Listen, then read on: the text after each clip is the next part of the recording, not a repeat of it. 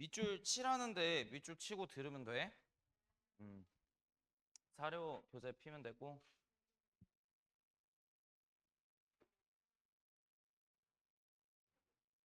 아우. 1번 조선 태양령 뭐 3개월 이하의 징역 또는 구류에 처한 자는 그 정상에 따라 태형에 처할 수 있다 이렇게 나오네요. 자, 이거 뭐 조선 태형령이죠. 이거 몇 년에 부활해? 12년에 부활해. 그럼 이거 나오면은 이제 무슨 통치 시대다?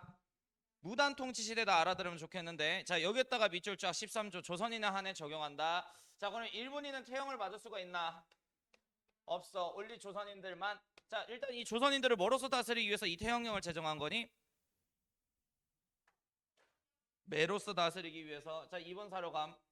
자, 조선총독부 청사. 조선총독부는 남산에 있던 통관부 건물을 청사로 사용하다가 경복궁 긍정전 앞에 새로운 청사를 지어 26년에 이전하였다. 이전이 몇 년이라고? 1926년이라고. 경복궁 앞으로. 자, 그리고 이제 같은 날 아리랑이라고 하는 영화도 개봉됐다 그랬어요. 아리랑 그 만든 사람 누구지? 감독? 나은규. 자, 그리고 이제 대한민국 정부인 김영삼 대통령 때 95년에 광복 50주년을 맞아서 철거됐대. 그래서 95년에 철거됐다. 이렇게 좀 정리하고 넘어갑시다. 자, 3번 사로 갈게요. 토지조사 사업을 실시한 이유는 무엇인가? 자, 토지 소유자는 조선 총독이 정하는 기간 내에 주소, 성명, 명칭, 기타 등등 누구에게 신고해야 된대? 여기다 밑줄. 임시 토지조사국 국장한테 신고를 해야 된다라는 거야. 총독이 아니라. 그래서 이거 갖다가 페이크 선지 하나 만들 수 있으니까 국장한테 무조건 신고해야 된다는 거. 그럼 3번 사료가 나오면 이거 토지조사령으로서 무슨 사건 말하는 거예요? 토지 조사 사업이야. 이거 왜 했냐? 무단 통치 시기에 경영자금 마련의 목적이 있었고, 그리고 이거 하기 위해서 만든 관청이 임시토지조사국이었고, 조선 총독부가 국유화된 이 40% 되는 토지를 어떤 침탈기구에 넘겨? 동양척식 주식회사, 일본인에게 헐값으로 판매하고 일본인들의 이주까지 도모했고요. 자영농이 되고 뭐로 전락했죠? 소장농. 자, 그리고 지주의 이익을 올려주기 위해서 지주와 소장농 관계에 있는 무슨 권한 부정? 경자권. 그래서 이제 또 조선인들이 땅 뺏긴 조선인들이 만주 연해주 등지로 이주하는 계기점이 마련되게 이거지. 자, 4번 갈게. 자, 이회영이라는 말 여기에다가 밑줄 쫙. 이회영 나오면 어떤 지역 물어보는 거라 그랬어?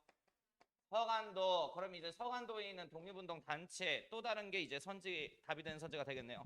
이해영대 시민의 인사들이 주도로 단체인 경학사와 신흥강습소를 설립했대요. 자, 서간도에 관련된 거죠. 경학사가 뭐야? 서간도에 있는 한인들 관리해주는 자치기구죠. 이 경학사가 12년에 뭐로 이름이 개명됐다?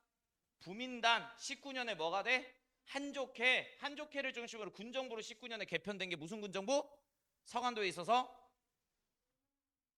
군정부. 서로군정서 사령관. 지청천. 아멘. 자, 북한도 이상서를 중심으로 설립된 서전서수. 자, 북한도에 어디 있어 이 서전서수? 용정촌에 있죠. 용정촌. 자, 그럼 이상설 관련해서 나오고 여기다 밑줄 쫙. 사료에서 포인트. 서전서숙 나오네. 서전서숙은 북한도에 한인촌이 있는 용정촌에 위치해 있었단 말이야. 북한도에 관련된 역사다. 북한도. 그러면 이 서전서숙 수립연도는 어떻게 돼요? 용정촌에 이상설이 만든 학교인 서전서숙 몇 년에 수립? 1906년. 근데 이 이상설 선생님이 이듬해인 1907년에 무슨 특사로 파견이 돼? 네덜란드 헤이그. 그래서 이제 자문줄이 사라지게 되자 이 서전서숙을 졸업한 김야견 선생님께서 명동촌에 만든 학교가 뭐야? 그래 김야견 선생님이 만든 게 이제 명동학교야. 명동학교 수립년도 어떻게 되더라? 1908년이야. 1908년. 이거는 또 용정촌이 아니라 명동촌에 있어요. 북한도 똑같고. 자, 연해주 갈게요. 신안촌을 기반으로. 얘들아, 신안촌에다가 밑줄 자. 신안촌 어디 있어? 러시아 땅. 러시아. 그냥 러시아라고 하지 마. 어디야? 연해주에 있는 군사 목적의 항구 도시인 블라디보스토크. 그래서 이 블라디보스토크에 신안촌이 있어요. 그러니까 이 신안촌이라고 하는 이 단어 나오면 이거 러시아 연해주에 관련된 독립운동 단체다. 이렇게 이제 우리가 사료에서 포인트를 잡아야 돼. 그리고 또 하나 더. 이동희 최재형. 여기다가도 밑줄 자. 이동희 선생님 업적 말해봐. 자, 일단은 18년에 우리나라 역사상 최초의 사회주의 단체인 연해주에서 한인사회당이라고 하는 사회주의 단체를 만드신 분이야. 그리고 이 한인사회당 당원들을 이끌고 19년에 연해주 블라디보스토크에서 만들어진 군정부인 어떤 군정부로 들어가? 국민의회. 그래서 이 대한국민의회 국무총리 역할을 담당하고 계시다가 19년에 대한국민의회 단원들을 이끌고 어디로 들어가? 대한민국 임시정부. 그래서 이 대한민국 임시정부에 무슨 역할을 하셔요? 국무총리 역할을 하시잖아. 일단 뭐 이동희가 포인트가 되겠고, 그 다음에 최재형이라는 사람이 나오네. 최재형. 자, 여기에다가 또 밑줄 쫙. 최재형 나오면 내가 무조건 어디라 그랬어? 러시아라 그랬죠. 러시아. 최재형 선생님의 업적 얘기해 보세요. 그 러시아의 한인들의 성공적인 정착을 돕기 위한 단체에 있었어. 직업을 권한다 해서. 그래, 11년에 만들어서 이 건업회의 뒷자금이 다 최재형 선생님 뒷주머니에서 나왔고요. 그리고 이 최재형 선생님이 돈을 많이 갖고 계신 분이다 보니 대한민국 임시정부의 초대 재무총장 자리에도 앉게 돼요. 아무튼 건업회하고 이제 관련성이 있는 사람이죠. 자, 그래서 건업회를 조직했다. 이후 효과적인 독립운동을 수행하기 위해서 대한광복군 정부를 수립하고, 여기에다가 밑줄 대한광복군 정부의 목적이 뭐였지? 2차 러일 전쟁 야기시키는 거였어? 2차 러일 전쟁 야기시키는 거야. 근데 1914년에 이때 1차 세계대전이 벌어지게 되는데 1차 세계대전 때 러시아하고 일본은 동맹국으로 만난다, 적국으로 만난다? 동맹국. 그러니까 이들이 계획했던 2차 러일 전쟁은 무산되게 된 거죠. 그리고 이제 이상설을 대통령으로 추대했대요. 자, 대한광복군 정부의 대통령이 누구야? 이상설. 잘 알아놓을 것. 자, 상하이 볼게. 1912년 신규식 등 독립운동 단체인 동제사를 조직했대요. 동제사 나오면은 중국 어디야?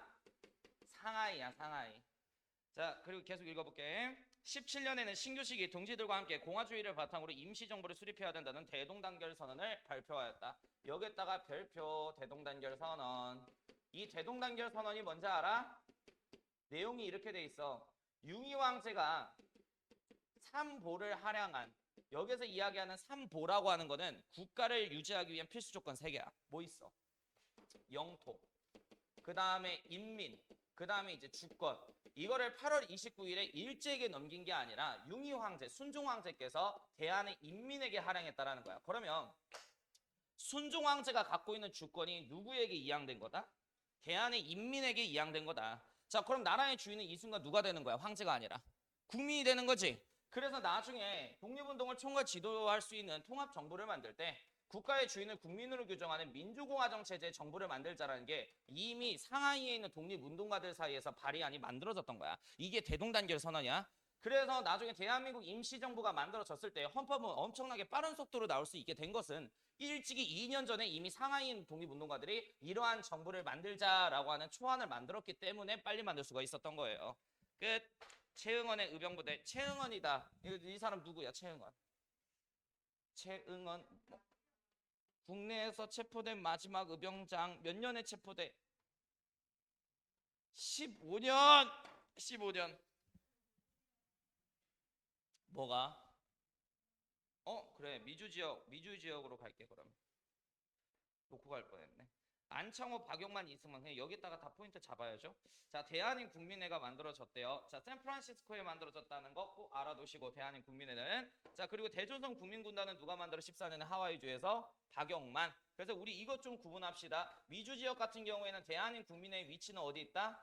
미주, 샌프란시스코.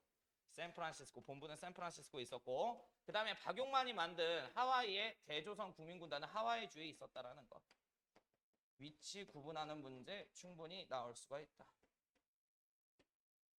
자, 독립의군부 볼게. 임병찬에다가 밑줄 그으셔야죠. 복벽주의, 고정보기. 자, 임병찬. 자, 요 사료 나오면 독립의군부 물어볼 건데, 독립의군부는 합법단체예요, 비밀결사예요? 비밀결사지. 비밀결사. 업적이 뭐야? 국권 반환 요구서를 누구한테 제출하려다가 실패?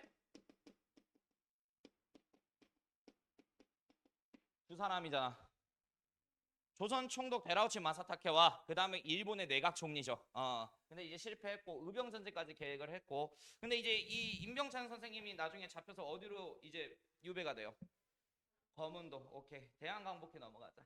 자, 국권을 회복하여 공화 정치를 실현. 여기가 있다 이제 포인트죠. 공화정을 지향하다. 공화정은 왕이 있는 체제 없는 체제?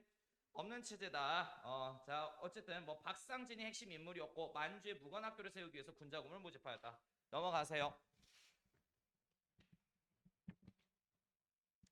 자, 5번 공화국을 구상하다. 공화국이 왕이 없는 정치 체제죠.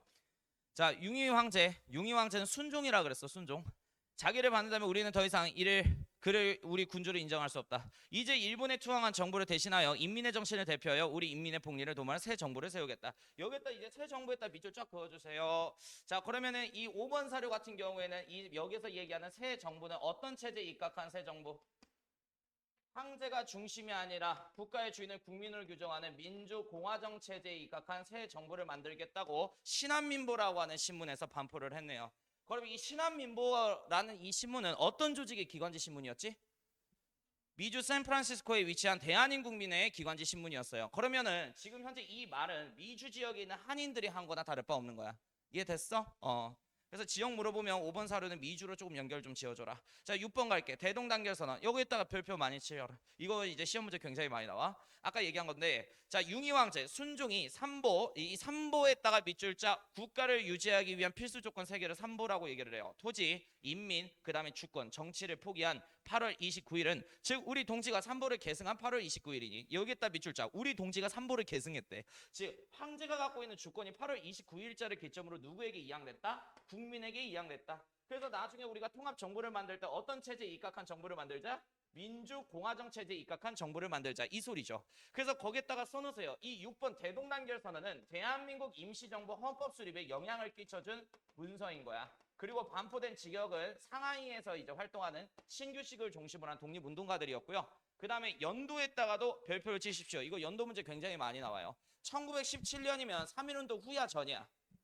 3.1운동 전이야? 알겠지? 자, 7번 사료 갈게. 28 독립선언 사료야. 7번.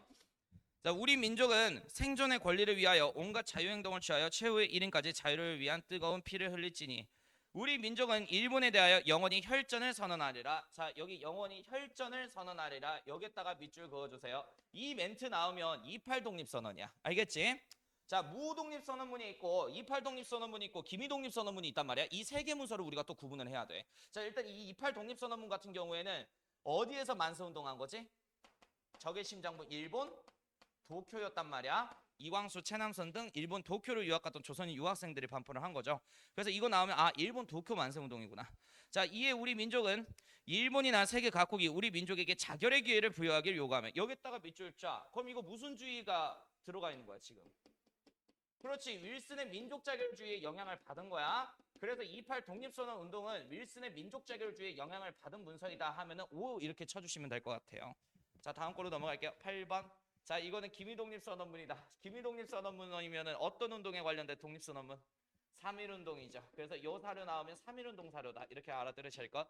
자, 오늘날 우리 조선의 독립은 조선인으로 하여금 정당한 삶을 누리도록 해주는 것과 동시에 일본으로 하여금 그릇되고 옳지 못한 길에서 벗어나서 동양을 지탱해주는 자라고 하는 중대한 책임을 온전히 다할 수 있도록 해주는 것이며 이렇게 샤라샤라 나오는데요. 자, 이거는 그냥 외우셔야 돼요. 지금 이 멘트 나오면은 이제 3.1운동의 기미독립선언문이다.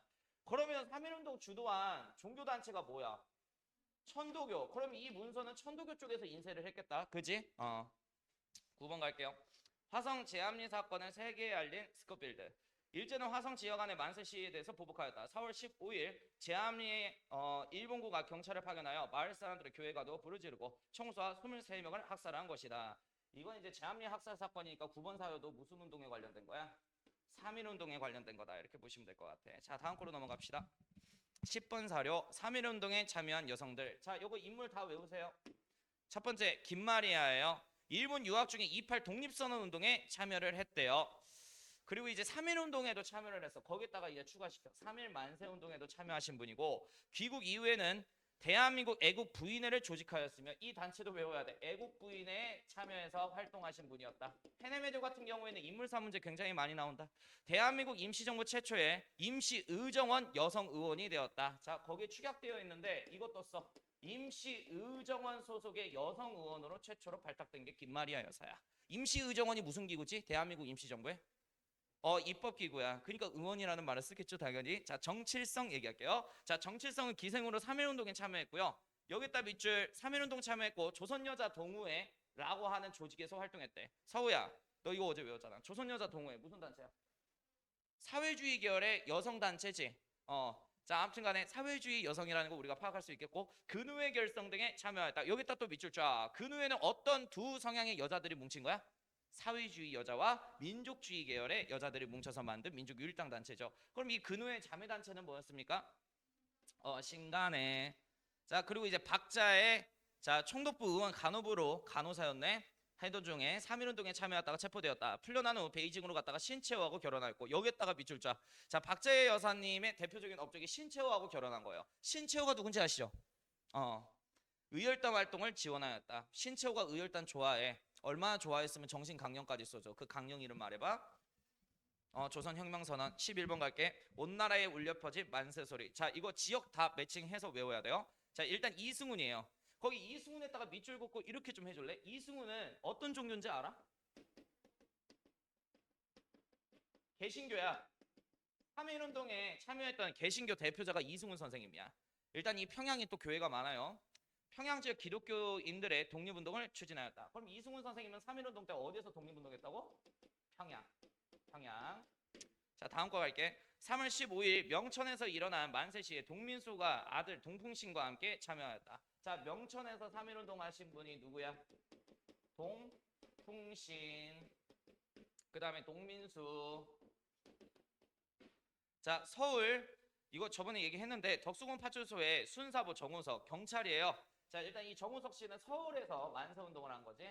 순사로서 정우석. 자, 수원 김향화 기생입니다. 수원에서는 김향화 선생님께서 3.1 만세운동에 동참하셨어요. 기생이고요. 자, 광주 윤영수 연결. 광주 윤영수. 지역 매칭하는 문제 나올 거야. 이걸로 나오면. 자, 대구 갈게. 서울에서 3.1운동에 참여했던 불교 중앙학교 학생 윤학조는 대구로 돌아와서 동아사 지방학년 학생들과 시위를 권유했다. 대구에서는 윤학조. 끝. 넘어가시면 되겠습니다. 12번 갈게. 자, 대한민국 임시헌장. 대한민국은 민주공화제로 한다라는 내용이 명시가 되어 있어요. 자, 그러면 이거 대한민국 임시정부의 헌법이요, 대한민국 임시헌장이요? 대한민국 임시헌장이지. 그러면은 이거는 지금 현재 현 대한민국 정부에 대한 임시헌장이야? 아니면 대한민국 임시정부의 헌법이야? 현 대한민국 정부의 임시헌장이에요. 그러면 현 대한민국 정부가 어떤 정부로부터 법통을 계승받았다? 대한민국 임시정부로부터 현 대한민국 정부의 헌법이 법통을 계승받았다라고 우리가 추측을 할 수가 있는 거야. 그래서 임시정부 헌법 그대로 그 정통성을 이어서 현 대한민국 정부의 헌법이 만들어졌다라는 소리야. 그래서 대한민국 헌법 전문에 따르자면 우리나라 건국정신은 3.1 만세운동의 건국정신을 계승하고 법통은 대한민국 임시정부의 헌법의 정통성을 계승한다라는 말이 나와요. 이걸 법통 계승했다 그래. 그러니까 현 대한민국 정부도 몇 권 분립? 3권 분립에 기초한 무슨 체제? 민주공화정 체제잖아. 근데 대한민국 임시정부도 역시 마찬가지로 똑같지. 3권 분립에 기초한 민주공화정 정부잖아. 그치? 이거 그대로 계승한 거죠. 13번 갈게. 이륙양행. 영국 국정 아일랜드인 조지 루이스 쇼가 경영하던 무역회사로 비밀리에 교통국의 역할을 하였다. 조지 루이스 쇼가 갖고 있는 건물이 뭐였지? 이륙양행. 그래서 조지 루이스 쇼가 똑같은 식민 지배를 당하고 있는 조선인들을 돕기 위해서 자기가 갖고 있는 만주 단둥에 있는 이륙양행 건물 2층을 공짜로 대여해줘서 여기서 교통국이 처음 설치됐죠. 그래서 무기 수입과 군자구 도달 이런 것들을 담당했고 14번 갈게. 자, 대한민국 임시정부 이름으로 채권을 발행하고 독립을 이루면 이자와 함께 상환할 것을 약속한다. 이거 뭐야? 독립공채네. 독립공채. 그러면 13번 사료하고 14번 사료 나오면은 이거 무슨 조직에 관련된 업적고르라는 거야? 대한민국 임시정부. 15번 갈게요. 국제연맹 위임통치 청원 사건. 1919년 파리 강화회의가 열리자 이승만은 미국 대통령 우드로 윌슨에게 한국을 국제연맹의 위임통치 아래 둘 것을 제안하는 청원서를 보냈다. 이게 뭔 사건을 이제 보고 이 이승만이가 이 문서를 올린 거야? 김규식이 파리 강화회의 가서 뭐 제출하고 와? 독립청원서 제출하고 오지. 근데 그거를 승전국 대표자들이 용인을 해줘? 거부하잖아. 왜? 니네들은 어떤 나라의 식민지배인 상태이기 때문이야. 그래, 승전국의 식민지배 상태에 놓여져 있는 민족이라 민족 자결주의에 해당하지 않대. 그래서 묵살당하는 거 보고 차라리 이럴 바에는 이라는 생각에 이승만 대통령이 위임 통치 청원서를 미국 대통령 우드로 윌슨에게 보낸 거죠. 그래서 중심 내용은 이거잖아. 일본 민족이 조선인들을 다스려 주지 않고 일본 민족에게 통치권을 위임받은 미국을 중심으로 한 국제평화유지기구 국제연맹 측에서 대신 조선인들을 다스려 달라라는 소리를 하죠. 그래서 이 위임 통치 청원서 때문에 나중에 이승만 대통령은 탄핵의 근거가 되게 됐다라는 거. 17번 사료 갈게. 창조파의 주장. 자, 우리는 적극적인 투쟁을 준비해야 되는 시기에 처해 있다. 신뢰를 잃은 기관을 개조하는 방식으로는 투쟁할 수 없다. 그러면 이 사람들이 말하고자 하는 바는 뭐야? 임시정부를 어떻게 하자? 없애고 새로운 임시정부를 만들자라고 주장하는 거죠. 그러니까 무슨 파야? 창조파 사령거야. 그럼 이 창조파의 대표적인 인물 말해봐. 신채호, 또 박용만 이렇게 있겠죠. 뭐 대표 인물 신채호. 자, 18번 사료 갈게. 자, 개조파의 주장. 임시정부가 진가를 발휘하지 못한 것은 사실이지만 이는 임시정부에 근무하는 사람들의 능력 때문일 것이다. 자, 사람에다가 밑줄, 사람이 문제라는 거지. 정부 전체를 비난해서는 안 된다. 몇몇 사람을 면직하고 새로운 사람을 선출한다면 실로 역할을 잘하게 될 것이다. 여기다 밑줄 쫙 그어야죠. 자, 일단 정부는 그대로 유지하자. 근데 이 정부를 나쁘게 응용한 뭐가 잘못된 거다? 사람이 잘못된 거다. 그러니까 이 사람만 잘못됐으면 사람만 바꾸면 된다. 그래서 정부는 유지하되 사람을 바꾸자. 그래서 무슨 파? 개조파야. 대표 인물 누구야? 안창호와 이동희 선생님인데 안창호 한 명만 알면 돼요. 그러면 지금 17번하고 18번 사료는 무슨 회의에서 지금 논쟁이 있었던 거지? 국민대표회의. 연도 말에 23년. 그럼 국민대표회의 목적은 뭐야? 임시정부에 뭘 결정하기 위해서? 노선 결정. 넘어가세요. 19번. 어떤 길을 가야 했을까? 외교 독립론. 자, 한국은 세계 한 부분입니다. 우리는 전체주의와 제국주의를 지향하는 일본에 저항하여 민주주의를 지향하고 있습니다. 이를 위해 우리는 다른 민주주의 국가와 함께 싸워야 됩니다. 여기다가 밑줄 쫙. 여기가 사료 해석 포인트야. 다른 나라랑 함께 싸워야 된대. 그럼 다른 나라를 상대로 뭐 해야 돼? 외교해야 돼. 그래서 이게 외교 독립운동이죠. 자, 우리의 운동은 외국의 원조를 받지 않고는 어렵습니다. 뭐 대표적인 인물이 이승만이라 그랬어. 자, 무장투쟁론 사려 볼게. 아래 거. 자, 독립이라는 목표를 이루기 위해서는 전쟁 외에는 다른 방도가 없습니다. 여기에다가 밑줄 쫙 그어야겠죠. 무조건 전쟁을 통해서 독립을 쟁취해야 된다. 무장투쟁론. 그럼 이 무장투쟁론을 지향하는 사람 대표적으로 누가 있다? 연해주의 이동희 또는 하와이의 박용만 이렇게 있었다. 자, 실력 양성론 갈게요. 문화운동이나 경제운동에 무슨 필요가 있겠는가? 어서 나가 싸워 죽어야지 라고 하는 사람들이 있습니다. 그러나 세상 모든 일에는 지식의 유무에 따라 성공의 여부가 결정됩니다. 지식의 유무에 따라 별표 치십시오. 그러니까 민중들 뭐 하라는 거야? 교육시키자라는 거야. 그래서 이게 실력 양성운동이지. 자, 우리나라가 왜 일본에 망하였습니까? 실력이 저들보다 부족했기 때문입니다. 자, 여기다가 밑줄 쫙. 그럼 이거는 지금 실력 양성론자들은 무슨 이론을 인정했다? 다윈의 사회진화론을 인정한 사람들이다라는 거. 그래서 밑줄 긋고 이렇게 이제 뽑아낼 수가 있어. 자, 우리가 일본에게 망한 이유가 뭐야? 저들보다 뭐가 부족했기 때문에? 실력이 부족했기 때문에. 그래서 우리 민족의 실력 힘을 기르면 된다. 실력 양성운동이죠. 사회진화론 이거잖아. 약육강식 적자생존. 우리가 일본보다 힘이 약하니까 지배당하고 있는 거다. 이걸 인정한 쪽이라고. 의거 볼게. 의거. 의거는 가로치고 이렇게 해. 테러.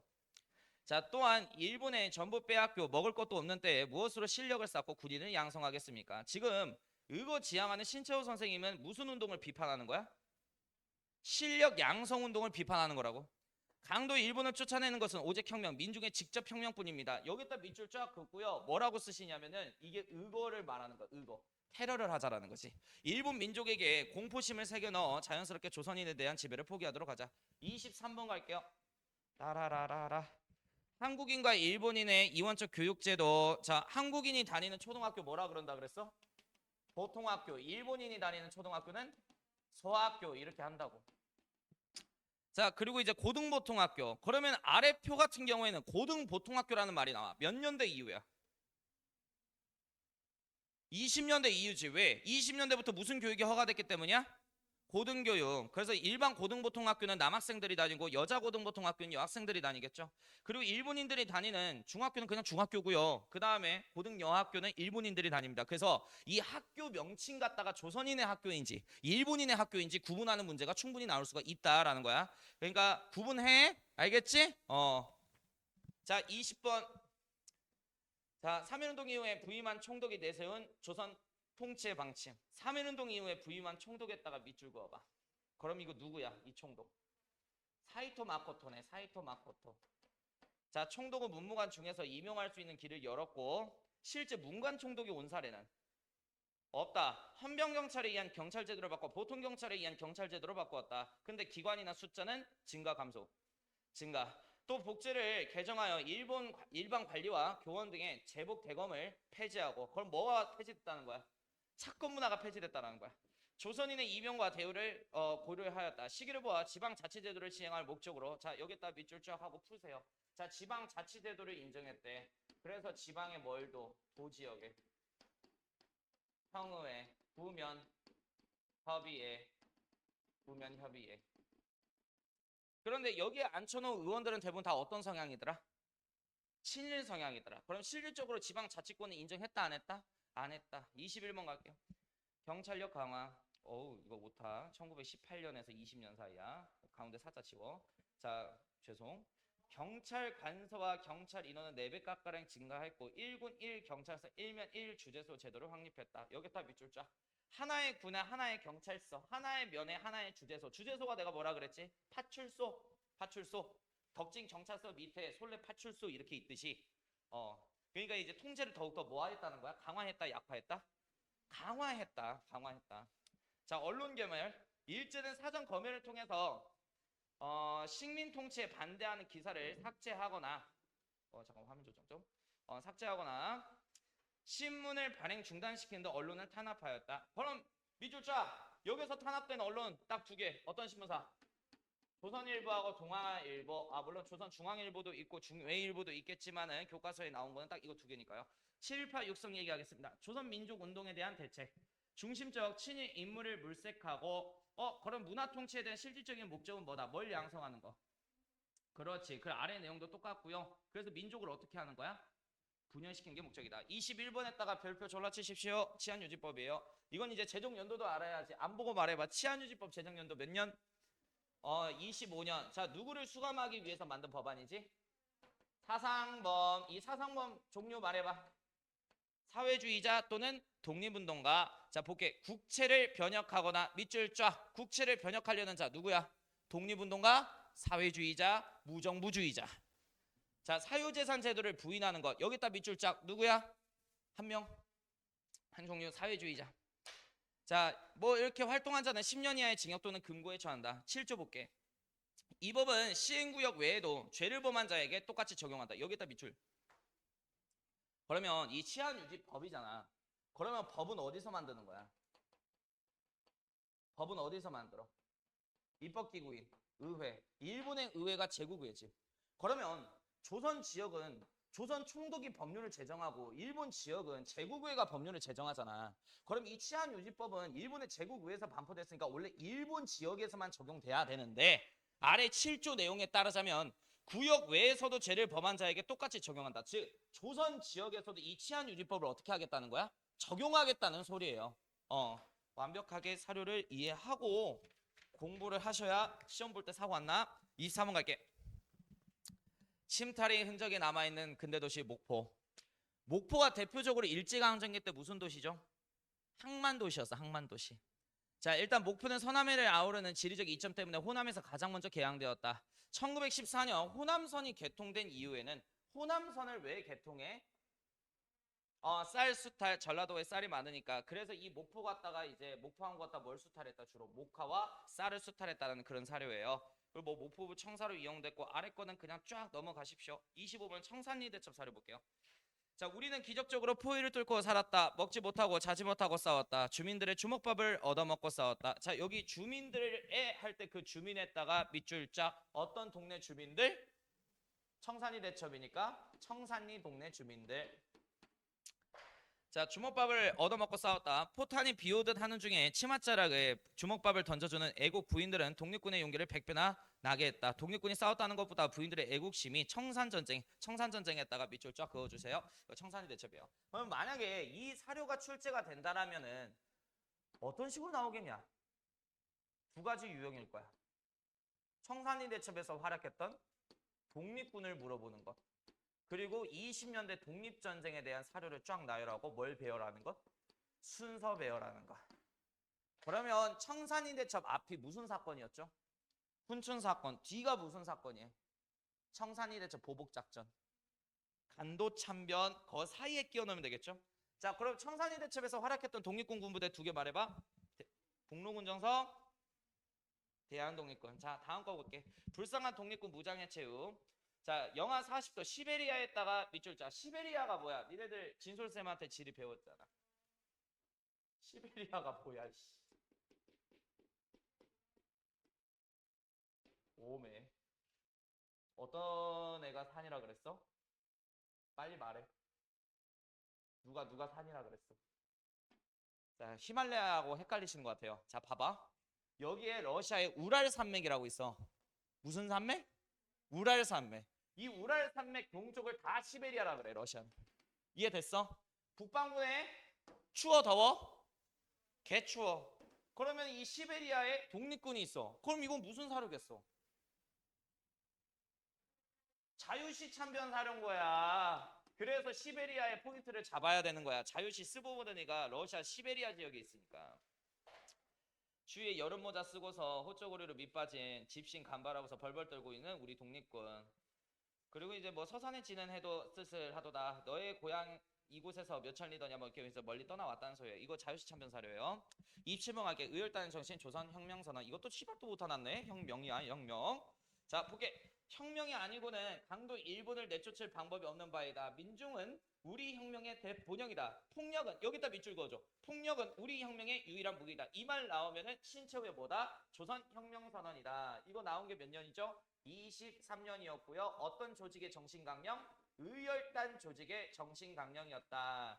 자 그러면 이거 나오면 이제 의열단 업적 물어볼 수 있단 말이야. 어렵게 나오면 이렇게 우리가 물어볼 수 있어. 자 일단 첫 번째 의거가 부산경찰서 폭파 의거 사건이었어. 몇 년이었지? 20년이었어. 누가 폭탄 던졌어? 박재혁. 그 다음에 이제 두 번째가 경상도 어디? 김원봉의 고향 밀양. 여기다 폭탄 까신 분은 최수봉. 그 다음에 세 번째 의거는 남산 조선총독부 폭파 의거 사건이었어. 그럼 이 조총에다가 폭탄 던지신 분은 전기수리공으로 위장해서 폭탄 까신 김익사. 그 다음에 네 번째 의거는 23년 제일 큰 규모의 경찰서인 종로경찰서 폭파 의거 누구야? 그렇지 김상호. 그 다음에 다섯 번째 24년 도쿄 황궁에다 폭탄 던지신 분. 원래 일본의 제국의회가 타겟이었는데 갑자기 바꿨어요 계획을. 김지섭. 자 그리고 이제 라스트 26년 동양철식 주식회사와 조선 식선은행에 폭탄 던지신 분. 나석주. 그래서 나석주 의거 이후에 의열단 단장 김원봉과 의열단 멤버들은 무관 양성법을 배우기 위해서 중국의 육군 무관학교 어디에 입교해? 황푸군관학교. 그래서 중국 국민당 정부의 자본금 후원을 받아서 난징의 독립군 장교 양성학교를 수립해. 그 학교 이름은 조선 혁명 간부학교. 다시 외우시고. 자 그리고 나중에 장제스의 지원에 따라서 중국 관내 최초의 항일전선 부대가 만들어져. 그 이름 뭐더라? 중국 관내 최초의 항일전선 부대. 국민당 지원을 받아서 만들어진 조선 의용대요. 별로 안 길죠? 28번. 그러니까 방금 내가 이야기한 것들이 답이 되는 선지가 될 수 있다. 이게 보기로 나온다면. 28번 갈게요. 다시 복습. 요거 만드신 신채호 선생님 아내 이름은? 박자의 정답. 28번 밀립대학 설립 취지서. 우리의 운명을 어떻게 개척할까? 정치냐 외교냐 산업이다. 물론 이러한 사업들이 모두 다 필요하도다. 그러나 그 기초가 되고 요건이 되면 가장 근무가 되고 가장 선결의 필요가 있으면 가장 힘있고 가장 필요한 수단은 교육이 아니면 불능하도다. 자 여기에다가 밑줄 쫙 교육의 중요성 강조하네요. 그리고 아래다가도 밑줄 쫙 밀립대학 설립을 제창하느니. 그럼 이거 밀립대학 설립 운동이지 그지? 자 그러면 이 문서를 만든 단체 이름이 뭐야? 22년에 이상재와 이승훈이 만든 오케이 구호 뭐야? 1천만 국민이 한 사람당 이런 식. 자, 총독부의 방해로 실패하죠? 어떤 학교 만들어서?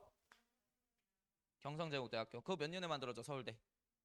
24년 29번 갈게. 자, 김재봉 어록비. 조선 공산당 초대 비서였던 김재봉. 자, 김재봉에다가 밑줄 그어주시고 조선 공산당에다가 밑줄 그어주세요. 자, 그러면 이 사료가 나오면 어떤 단체 업적 물어볼 확률이 크다?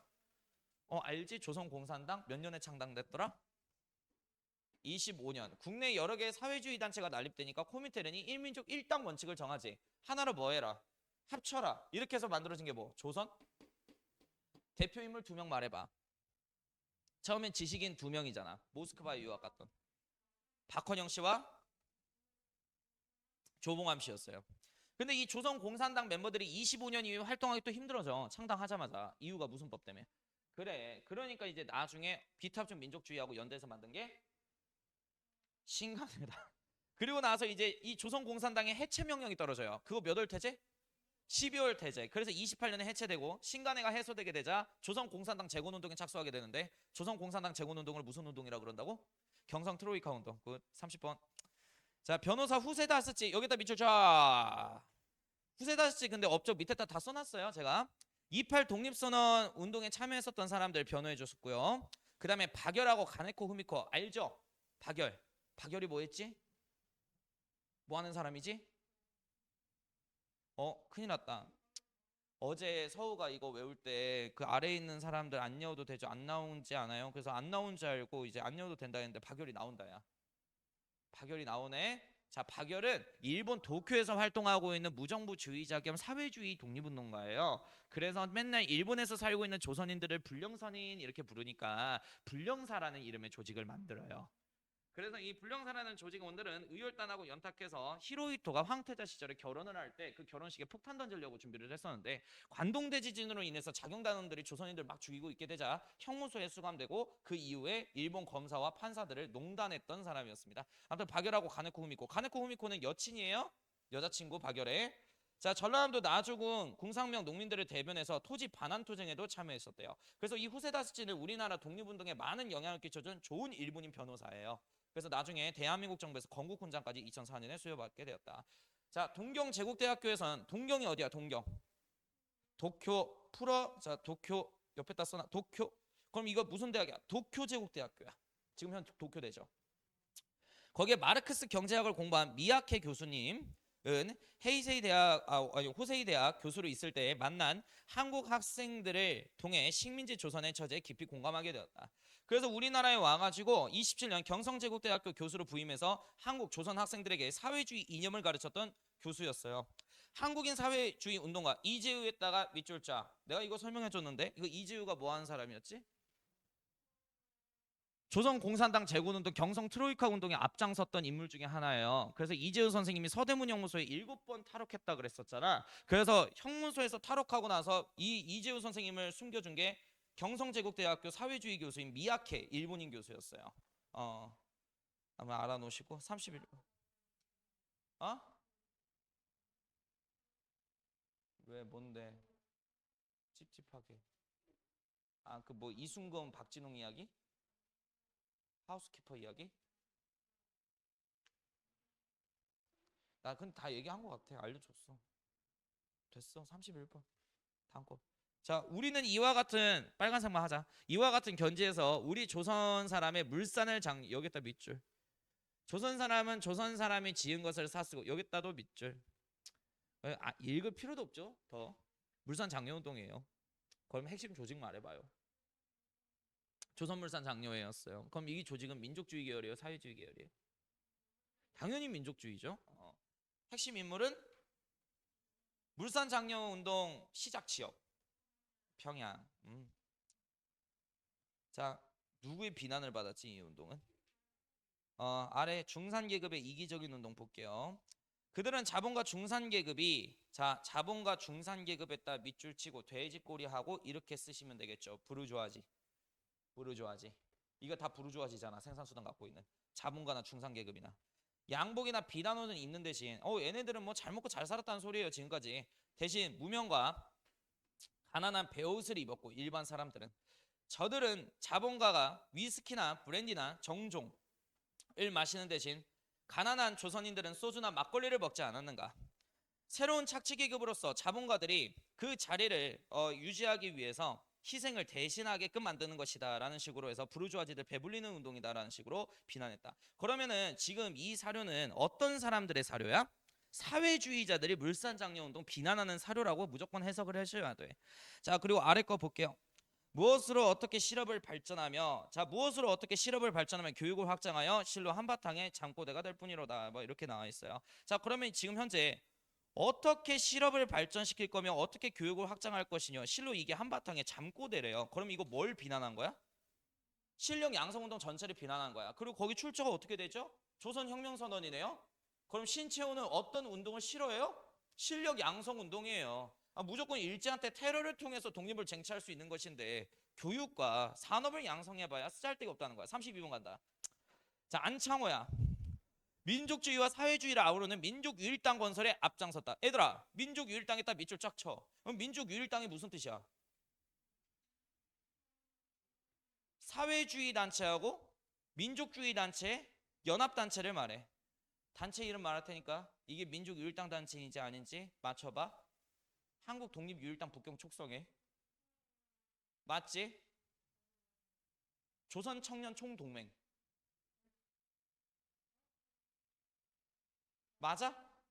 맞아요. 사회주의 청년하고 민족주의 청년의 연대 조직이야. 조선노동공제회 아니죠. 그냥 노동자들끼리 뭉친 거죠. 조선민흥회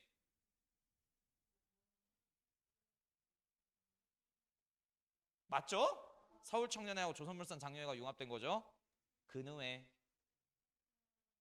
이것도 맞죠? 그러니까 이렇게 나올 거야. 알겠지? 볼게. 자, 아래 걸 읽어보자. 우리가 성취하려는 것은 민족혁명입니다. 그러니 주의 이념 문제로 다투지 말고 2천만 동포가 공동 일치하여 이민족과 싸워야 됩니다. 이렇게 나와 있고 33 이거 아래 거 내려가. 정우에서 자, 민족주의적 세력에 대해서는 그 부르주아 민주주의적 성질을 명백하게 인식하는 한편 우리와 가정적 동맹자가 될 수 있음을 충분히 인정하면서 그것이 여기다 밑줄 타락한 형태로 나타나지 않는다면 적극적으로 제휴한다. 자, 여기서 얘기하는 타락한 형태로 나타나지 않는 민족주의가 어떤 민족주의를 뜻하는 거야? 비타협적 민족주의. 그래서 이건 정우의 선언이라고 우리가 해석을 하셔야 돼요. 그러면은 지금 타락한 형태로 나타나지 않은 민족주의자한테 제휴를 선언한 단체는 어떤 단체야? 말이 빠르나? 조선공산당. 조선공산당이 비타협적 민족주의자들한테 우리 합쳐 이렇게 제안하는 게 뭐야? 정우의 선언. 이렇게 해서 뭐가 만들어졌다? 신간회. 그래서 아래의 사료가 신간회 강령. 신간의 강령도 중요해. 이거 딱 보고 신간회라는 거 바로 연결될 수 있어야 돼. 우리는 정치적 경제적 각성을 촉구함. 우리는 단결을 공고히 함. 단결에 밑줄 쫙 하고 푸세요. 거기에다가 뭐라고 써야 돼? 사회주의 플러스 비타협적 민족주의 이렇게 써야 돼. 그냥 민족주의라고 쓰면 돼? 안 돼. 신간회는 무조건 비타협적 민족주의자들하고만 다 가려고 했었어. 자, 우리는 기회주의를 일체 부인함. 기회주의에다가 밑줄 쫙. 기회주의가 뭘 말하는 거겠니? 자치론자들 타협적 민족주의를 뜻하는 거야. 그래서 밑줄 그어놓고 해당 조직에 대한 설명으로 옳은 것은 이렇게 문제 나올 수도 있어. 35번 갈게요. 광주학생 항일운동 당시 경문. 식민지적 노예교육 제도를 철폐하라. 여기다가 밑줄 쫙. 이게 일단 사료를 해석하는데 포인트가 될 것 같고 전국 학생 대표자회를 개최하라. 민중대회죠. 자, 만행에 광주중학교가 그 후쿠다가 다니는 중학교였어. 이거를 없애라. 그러니까 요거 딱 봐도 뭐야? 광주학생 항일운동인 거지. 됐지? 그럼 광주학생 항일운동의 시작 날짜를 말해보세요. 11월 3일이었어. 그날이 일본한테 무슨 날? 메이지 천황 생일날. 그래서 뭐 행사한다고 학생들 다 길거리에 불러 모았고 그때 한 거죠. 광주학생 항일운동의 핵심 조직이 3개 정도가 있는데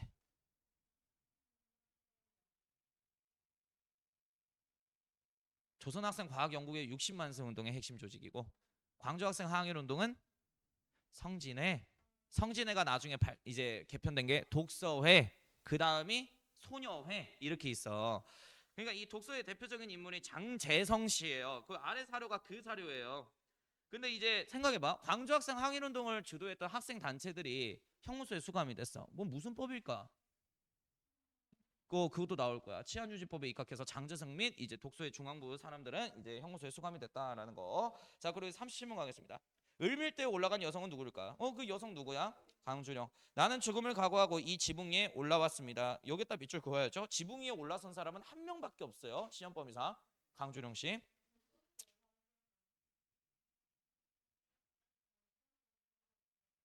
김경숙이라고 그 신민당사 옥상에 가서 떨어진 여성 노동자가 있긴 해.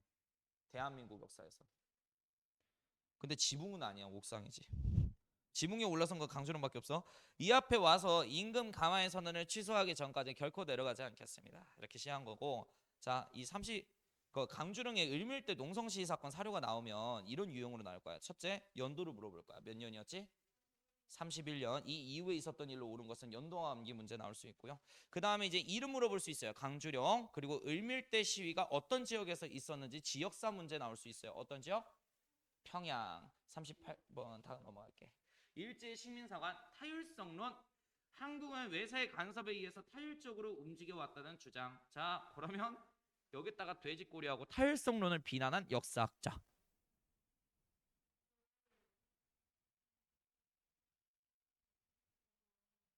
신채호조. 조선 상고사에서 역사는 뭐와 뭐의 투쟁에 대한 결과물이다. 아와 비아의 투쟁에 대한 결과물이다. 즉 역사는 나를 중심으로 내가 아닌 것과 투쟁하면서 나를 중심으로 쓸 수밖에 없으니 타율적으로 만들어줄 수가 없다. 정체성론이에요.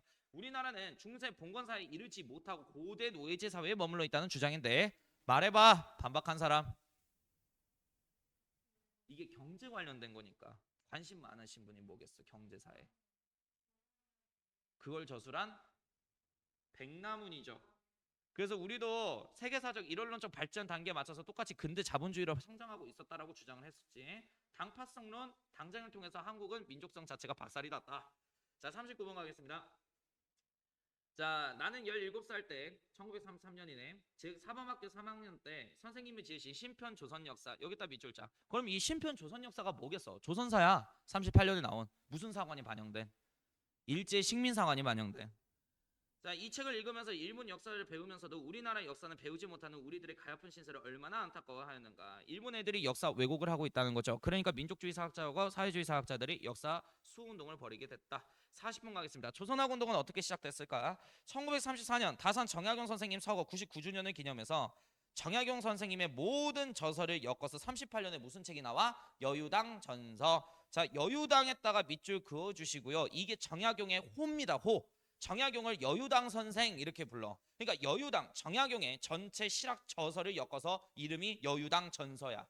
됐지? 자, 만든 사람 3명. 안재홍, 정인보, 문일평. 다 사회주의예요, 민족주의 문학가들이에요.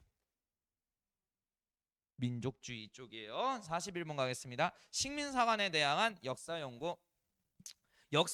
그것은 나라의 형체이고 역사는 정신이래. 형체는 뺏겼지만 정신은 빼앗기지 않았대. 그래서 내가 통사를 쓰는 까닭이다 이렇게 나왔어. 혼강조 누구야? 박은식. 오케이. 또 다른 대표 저서가 뭐가 있지? 손 아프니까 나 판사 안 할래. 한국 독립운동 지열사. 박은식 저기 내거 원장실에 책 있고. 박은식이 25년에 어떤 정부의 2대 대통령? 대한민국 임시정부의 2대 대통령. 자, 아래 거 볼게요. 앞에 거는 굳이 몰라도 되는데 뒤 거 읽자. 5천년을 내리꿰는 대작을 내어볼 작정으로 5천년간 조선의 얼보 정인보. 자, 그리고 아래 거 갈게. 세계사적인 이론론적 역사 법칙. 자, 여기다 밑줄 쫙. 이거를 뭐라 그래? 마르크스의 유물사관이라고 얘기해요.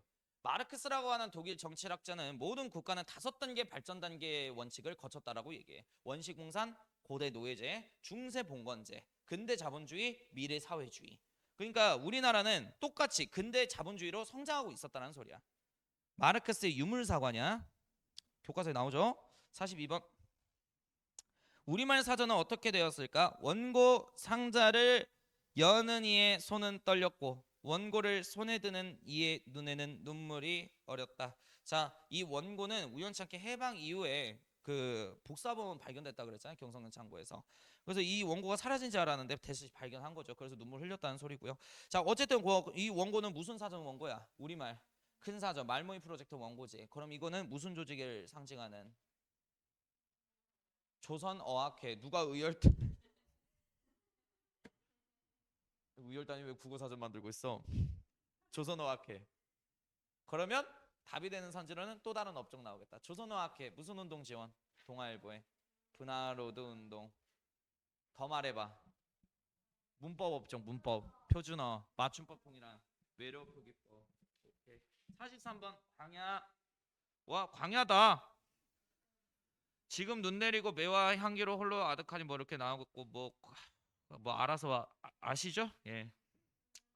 이거 만든 사람 이육사고요. 핵심은 이육사는 의열단 멤버셨고요. 대구 지점 조선 식산은행 폭파하시려다가 연루돼서 형무소에 수감이 됐고 본명 이월룩이에요. 근데 이때 받은 죄수 번호가 264번이라 그때부터 이육사 이렇게 불려지게 됐고 또 다른 작품이 뭐가 있지? 청포도. 그러면은 이 13번 사료 나오면은 뭐야? 저항문학이야 아니면은 뭐 순수문학이야? 저항문학이죠. 44번 갈게. 한국신민사관. 아우. 자, 우리들은 대일본 제국의 신민입니다. 우리들의 마음을 합하여 천황폐업에 충의를 다합니다. 딱 봐도 한국신민서사죠? 그러면 이 사료 이후에 볼 수 있는 모습으로 옳은 것은 맞춰봐. 농촌에서 가계부를 쓰고 있는 여성. 처음으로 가계부를 쓰고 있는 여성. 32년 농촌진흥화운동이죠? 한국신민서사는 몇 년 이후에 나와? 중일전쟁 이후에 나와. 까릿? 국가총동원법에 의해서 강제 징병당하고 있는 조선 청년. 맞아? 몸빼 바지를 입고 다니는 여자들. 맞죠? 오케이. 미스코시 백화점이 첫 설립돼서 연회식에 참석하는 일본인. 미스코시 백화점 첫 설립 몇 년이지? 30년이야. 1930년. 45번 갈게요. 국가총동원법. 국가총동원이란 전시의 국방 목적을 달성하기 위해서 국가의 전력을 가장 유효하게 발휘하도록 인적 자원과 물적 자원 여기다가 밑줄짝 이게 목적이야. 식민지 조선과 대만 지역에 관련해서 인적 자원과 물적 자원을 수탈하기 위해서 만든 법이 국가총동원법이다. 말해봐. 이 국가총동원법을 원활히 진행하기 위해서 프로파간다 선전운동을 하게 되는데 그 38년의 선전운동 이름이 뭐지? 국민으로 시작해요. 정신 총동원운동. 굿. 그거를 마을 말단에서 체계적으로 진행하기 위해서 10가구를 중심으로 하나의 조직으로 편성한 친일 단체 애국반. 계속할게요. 지금 인적 자원하고 물적 자원도 밑줄 쳤을 거 아니야. 풀자. 인적 자원 수탈. 이거 뭐야? 징병과 징용이야. 징병부터 풀자. 처음부터 강제 징병이었어? 38년에는 무슨 제도였지? 그럼 육군 특별 지원병 제도 풀자. 그럼 육군이 왜 필요해? 무슨 전쟁 때문에? 중일 전쟁. 항상 이렇게 풀면서 태평양 전쟁 이후에 강제 징병이 시작돼. 44년. 학도병으로 끌고 가는 제도. 학도 지원병제였죠. 자, 노동자로 끌고 가면 뭐라고? 징용. 재정연도 39년이죠. 다시 해야겠죠. 여자정신 근로령 몇 년? 굿. 자, 그리고 또 이제 공출도 있네. 아래 거. 공출 품목이 뭐야? 쌀하고 금속이죠. 넘어갈게요. 그냥 46번 가겠습니다. 강제 동원된 노무자 이건 징용. 그 아래 거 그냥 이제 쭉 읽어보시고 구남도 뭐 징용 대표적인 곳 알죠? 내가 설명해줬을 거고 아래 거로 내려갈게요. 47번. 자, 연해주와 중앙아시아 디아스포라에다가 별표 좀 칠까 연도랑. 자, 중앙아시아로 연해주에 있는 조선인들을 스탈린이 강제로 이주시켰어요. 왜? 중일전쟁 직후에 조선인과 일본인의 생김새가 비슷해서 조선인, 일본이 첩자 노릇을 할 수 있다는 이유였습니다. 그래서 대표적으로 이주되신 독립군이 홍범도 장군님이셨고요. 자, 그래서 거기 중앙아시아 낯선 땅에 정착한 조선인들을 뭐라 그래? 고려인 까레이스키라고 한다. 자, 아래 거 뭐 이거 읽어보세요. 네, 데니스텐 이야기. 그리고 만주 이주 얘기할게요. 국권을 빼앗긴 이후 국내와 가까운 만주로 많은 한국인들이 이주하여 한인촌을 형성했대요. 말해. 무슨 한인촌? 서간도는 어디야? 삼원보 신한민촌. 북간도 어디야? 거기 말하는 거야. 그 세 곳. 자, 독립운동가들은 이곳에 독립운동기지를 만들었다. 1930년대에는 일제가 만주 개척을 위한 이민정책을 추진하게 되면서 여기에다가 밑줄 쫙 30년대 일제가 뭐 했다? 만주 땅을 점령을 했으니 만주사변 전쟁 이후에 만주 땅을 일본 땅으로 완벽하게 만들기 위해서 개척을 해야겠지. 근데 그 개척할 때 노동력으로 누구를 투입시켰다? 조선인들. 그거 알고 있어요? 야도에. 자, 만주로 이주하는 사람의 수가 더 늘어났다. 광복후 80만 명 정도가 귀국하였으나 나머지 잔류하여 오늘날 조선족으로 살아가고 있다. 자, 그러면 봐봐. 10년대, 20년대 조선인들이 만주 땅으로 이주한 목적은 뭐지? 독립군 기지 건설이 목적이었다. 근데 30년대 이후에는 뭐야? 일제가 만주 개척을 목적으로 강제 이주시킨 거지. 구분해서 외워야 된다는 소리야. 자, 그리고 일본 갈게요. 1차 세계대전 이후에 일본 경제가 호황을 누리게 되면서 한국인의 일본 이주가 시작되었다.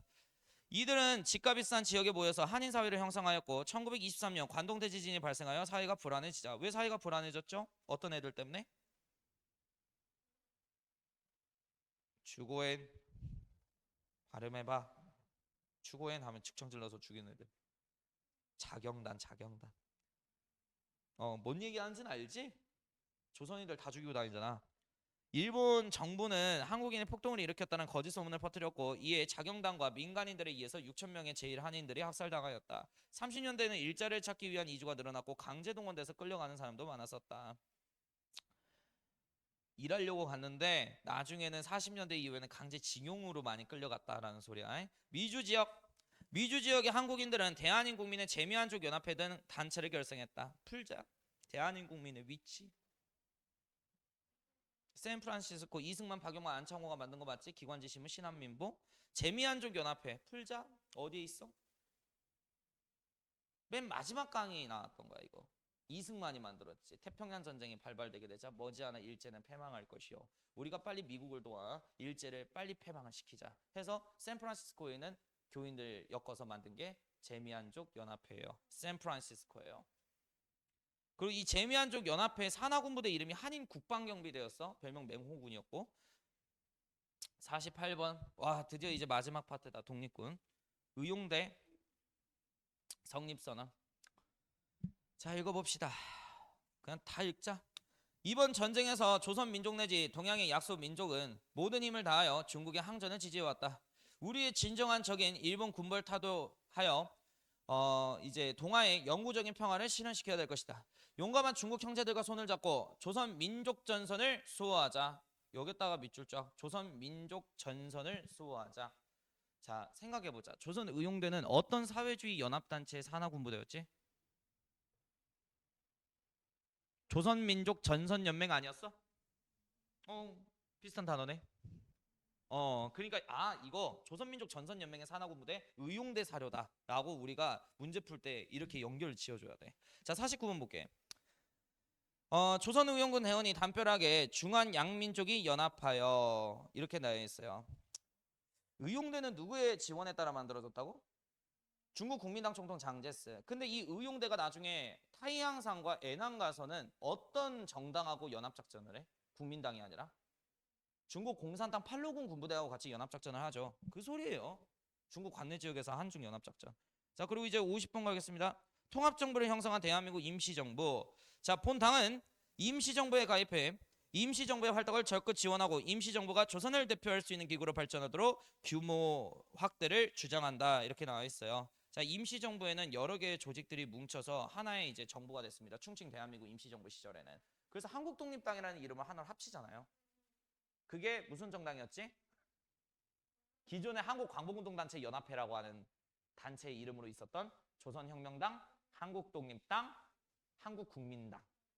이렇게 해서 일치 대동단결했다는 거지. 충칭 대한민국 임시정부 시절에. 그리고 심지어 여기에 조선의용대 20% 대군을 이끌고 누가 합류해? 김원봉이 광복군까지 들어오게 되죠. 그 소리고요.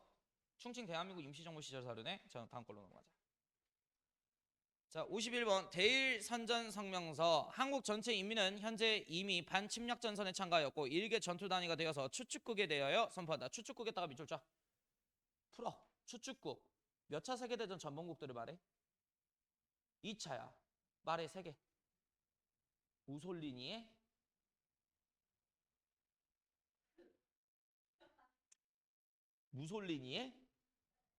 무솔리니의 무솔리니 몰라? 파시스트 정당? 홀. 이탈리아. 히로히토의? 아돌프 히틀러의? 그럼 추축국 동맹은 딱 세 국가네? 이탈리아, 독일, 일본. 그럼 이거 뭐야? 대일대독 선전포고잖아. 그지? 연도 문제 나와. 41년. 그럼 이거를 왜 반포했지? 한국 광복군이 무슨 소식을 듣게 돼? 미국이 일본하고 전쟁을 시작했대. 아시아 태평양 전쟁이 원인이죠. 그래서 우리도 빨리 이 연합군 동맹에 가입 의사를 펼쳐서 이 추축국 동맹이 무너지는 순간 연합군 동맹이 우리 조선민족을 독립시킬 수 있도록 만들어주자라는 뜻에서 이걸 한 거죠. 52번 가겠습니다. 한국 광복군 창설. 자, 한국 광복군은 중화민국 국민과 합작하여, 자, 여기에다 밑줄 쫙. 중화민국은 중국 국민당을 말하는 거예요. 중국 국민당 정부를 말해. 그러니까 장제스의 지원에 따라 광복군이 만들어졌다고 얘기했죠. 우리 두 나라의 독립을 회복하고자 공동의적인 일본 제국주의자들을 타도하기 위해 연합국의 일원으로 항전을 계속한다. 아래 거 사러 갈게요. 한국 광복군의 여성 대원들, 광복군은 남자의 정유물이 아니요 우리 여성의 광복군도 되며 우리 여성들이 참가하지 아니하면 마치 사람으로 말하자면 절은발이가 되고 수레로 말하자면 외바퀴 수레가 되어서 필경은 전진하지 못하고 쓰러지게 됩니다. 그래서 이 한국 광복군에는 남자뿐만 아니라 여자들도 참여를 했었다. 자, 아래 거 사러 가겠습니다. 아, 이거 중요하다. 별표쳐. 그는 개인, 민족, 국가 간의 균등했다가 밑줄. 균등했다 밑줄. 삼균주의 밑줄. 자, 그래서 보통선거제했다가 밑줄. 보통선거가 뭐야? 재산과 직업에 관련 없이 누구든지 선거권을 주는 것. 그러면 정치에서의 균등이네. 그리고 모든 생산수단과 토지를 국유화한다. 경제에서의 균등함. 의무교육제. 국가의 돈으로 국민들 교육시켜주는 교육에서의 균등함. 삼균주의죠. 어떤 정부의 건국강령이야? 대한민국 임시정부. 자, 54번 갈게요. 카이로 회담. 미국, 영국, 중국은 이집트 카이로에서 열린 회담을 통해 풀어야 돼. 미국 대통령 루즈벨트,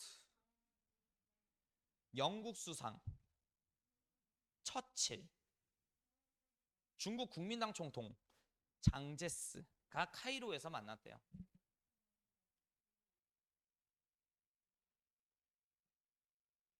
그러니까 이 아래에 있는 세 회담은 2차 세계대전 끝나고 나서 국제사회를 어떻게 할 건지 각 나라 대표들이 모여가지고 전후 처리 과정에 대해서 논의한 회의인데, 이집트 수도 카이로에서 중국의 총통 장제스가 미국의 대통령 루즈벨트와 영국 수상 처칠에게 조선 민족도 독립시켜 주자라는 발언을 처음으로 하게 돼요. 그러니까 이제 루즈벨트는 싫어해요. 영국 수상 처칠은 바로 즉각 독립을 선언했고요.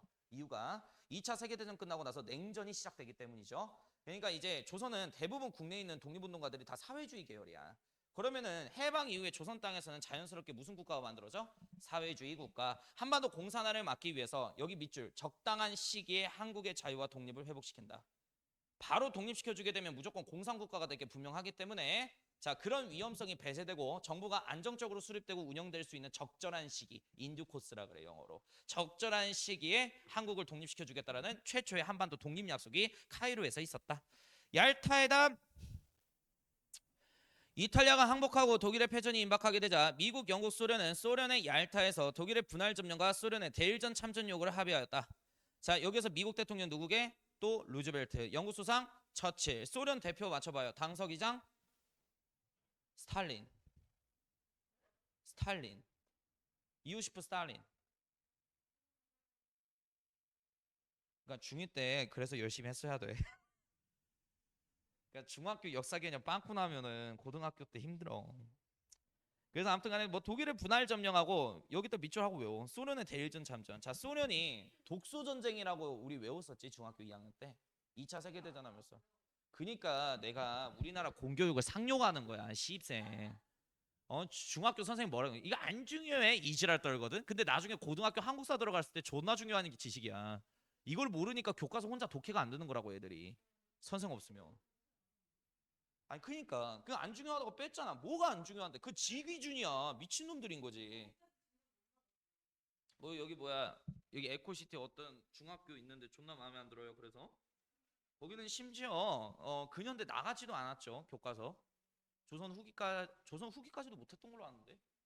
그리고 그 중학교 2학년 때도 근현대를 아예 안 나가. 그리고 일본사를 다 빼버려. 일본 역사는 안 중요해 이런 식으로. 그러니 그 베이스가 없으니 한국 살다 얼마나 힘들겠어 애들이. 답이 없어요. 얄타이다. 아무튼 그거고 포츠담회담이에요. 독일 패망 이후에 독일의 포츠담. 포츠담이 독일인 건 알지? 처음 알았구나. 중학교 2학년 세계사 때 배운 거야. 그 프리드리 2세라고 기억나? 상수시 궁전? 기억나지? 그게 포츠담에 있잖아. 어허. 독일이야. 그러니까 독일 패망 이후에 독일의 포츠담 도시에서 회담이 있었는데 그때 참여한 거는 이제 미국, 영국, 중국, 소련 다 참여해요. 그래서 이제 일본밖에 안 남은 거야. 그래서 일본아 조건 달지 말고 항복해. 무조건 항복했다 밑줄자. 그리고 카이로 회담의 약속을 재확인해. 일왕이 항복선을 하게 되면은 조선민족을 독립시켜주기로 한 약속을 재확인한 거야. 그래서 일왕이 항복을 한 8월 15일이 우리나라의 무슨 절? 광복절이 된 거예요. 자, 뒤에 있는 세 개 있죠. 이제 이렇게 별표 한 5개를 박아. 무조건 나오는 거야. 무조건 나오는 거야 이 세 개는. 그럼 어떤 유형이요? 뻔하죠. 해당 사료를 딱 주고 어떤 조직의 건국강령인지 구분하는 게 포인트인 거야. 일단 첫 번째 가자. 대한민국 임시정부의 건국강령 옆에다가 써놔야지. 삼균주의 그리고 가로치고 조소왕 이렇게 쓰세요. 삼균주의 조소왕. 볼게. 삼균제도를 골자로 한 그냥 딱 여기서부터 삼균주의만 알아야 돼. 정치, 경제, 교육의 민주적 시설을 실제 균형을 도모하며 뭐 이렇게 나와 있습니다. 뭐 보통선거 샬라샬라 있는데 아까 다 얘기해줬으니까 넘어갈게요. 조선독립동맹 건국강령 42년. 자, 그럼 이 건국강령을 쓴 이때 당시 조선독립동맹의 주석은 누구예요? 말모임 프로젝트에 참여한 국어학자 출신이며 김두봉이죠. 김두봉. 자, 봐봐. 전 국민의 보통선거에 의한 민주정권을 수립한다. 정치에서의 균등함이네 이것도. 그지? 자, 조선 내 일본 제국주의자들의 모든 재산과 토지를 몰수하고 대규모 기업을 국영하며 농민에게 토지를 균등히 나눠준다. 경제에서의 균등함이네. 국민 의무 교육 제도. 국가가 국가 돈으로 공짜로 교육시켜주는 거. 교육에서의 균등함이네. 자, 그러면 놀라운 사실을 우리가 알 수 있어요. 윗사료와 아랫사료는 감성이 똑같죠. 그러면 감성만 알고 가면 돼? 구분 못하겠지? 그럼 내가 이거 뭐로 구분하라 그랬어? 국민 의무교육제도. 이 단어가 언급되면은 조선 독립동맹 건국강령이고 언급 안 되고 정치, 경제, 교육에 관련된 균등함만 얘기하고 있으면은 대한민국 임시정부의 삼균주의 건국강령이다. 이렇게 구분할 것. 자, 그리고 이제 조선 건국동맹 강령. 건국동맹은 어디에서 만들어졌죠? 지역? 독립동맹이 있고 건국동맹이 있잖아. 그러면 독립동맹은 예난이야. 건국동맹은 어디야? 서울이죠? 경성? 여운형 선생님이 일본 수도 도쿄 갔어요. 일본 도쿄가 폭격당하는 것 보고 일본 곧 있으면 패망하고 우리 해방하겠구나. 해방된 조선 땅에서 정부 수립을 위한 조직이 있어야지 해서 안재홍이라는 민족주의자하고 연탁해서 만든 게 건국동맹이야. 일단 한번 보자. 거국일치로 여기다 밑줄 짝. 그러니까 이 단어 나오면 건국동맹 사료다 이렇게 연결 우리 짓자고. 일본 제국주의 모든 세력을 몰아내고 조선 민족의 자유와 독립을 회복할 것. 자, 3번 볼게요. 건설 부면에 있어서 일제 시위를 민주주의 원칙에 의거하고 특히 노농대중의 해방에 치중할 것. 자, 노농대중에다가 밑줄. 그럼 이 노는 무슨 노자야? 노동자. 농은 뭐야? 노동자, 농민, 사회주의네? 여운형이네. 그래서 사회주의 독립운동가니까. 업적은 뭐 조선 총독부의 정통성과 권한 이양받았다는 거 알려줬죠? 그죠? 수고하셨어요.